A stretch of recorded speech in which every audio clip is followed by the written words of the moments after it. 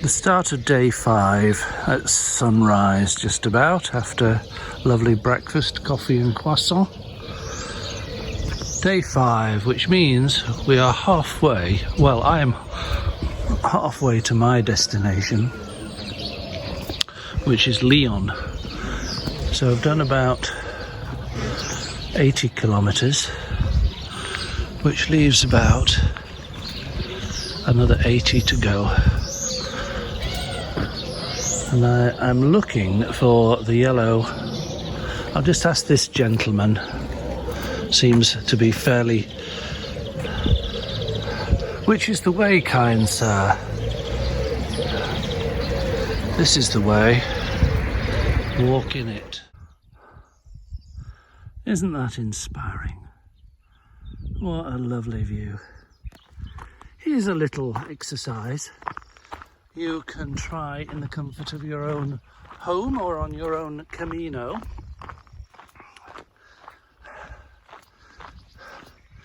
On Lanzarote, I learned this little breathing exercise.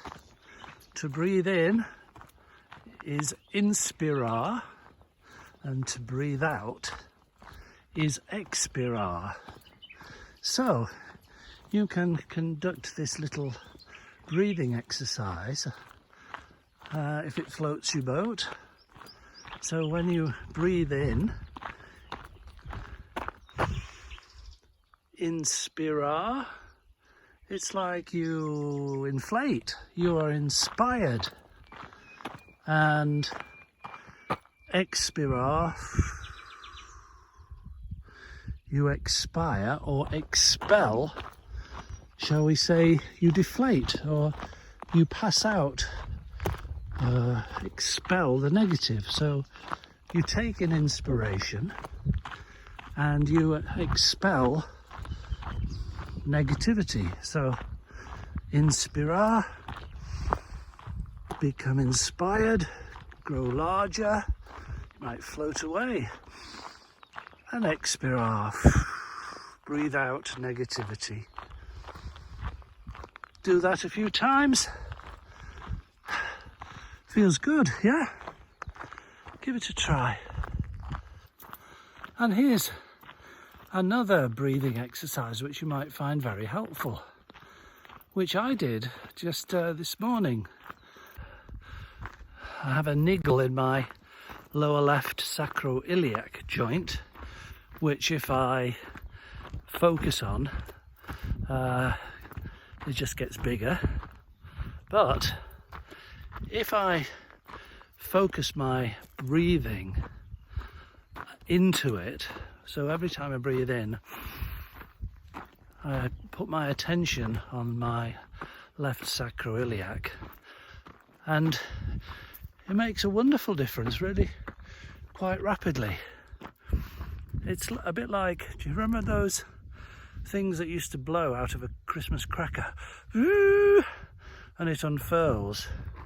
Breathing into the pain area seems to unfurl the body, and the back straightens, the shoulders go back, chin up, and feel a lot better. So if you are a yoga practitioner, you will know all about this, of course.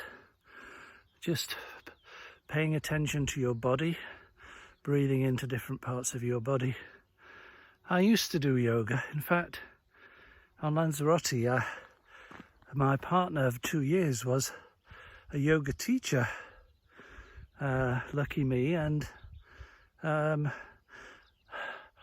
didn't keep up my yoga, nor did I learn much German, I have to say. So I could do better on both fronts. So I could do with probably a Spanish yoga teacher.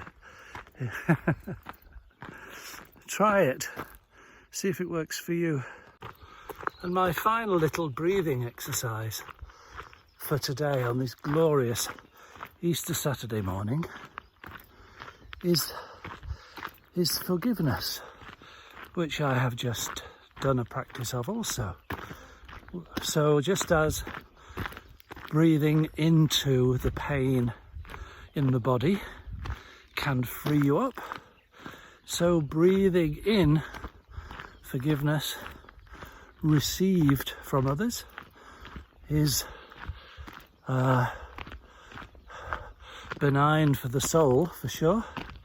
And breathing out forgiveness to others, equalmente, is a balm for their soul. And it's one of the golden rules, isn't it? Not just of the gospel, or not just at Easter even, but of other faiths and practices.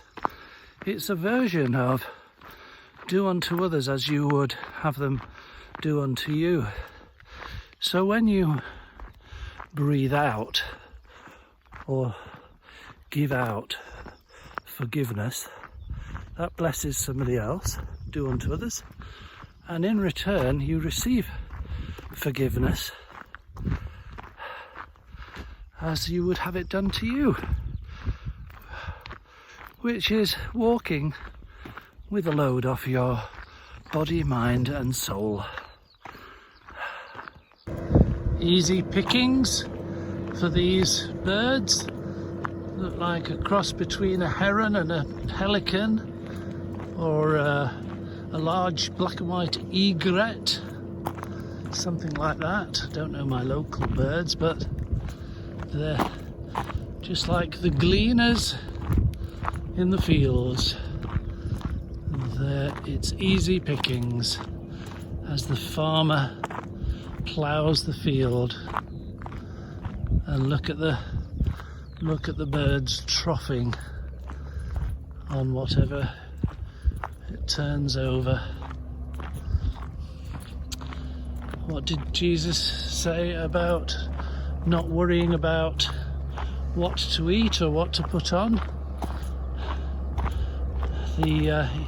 Even the flowers are clothed like Solomon, and the birds get their daily food, something like that.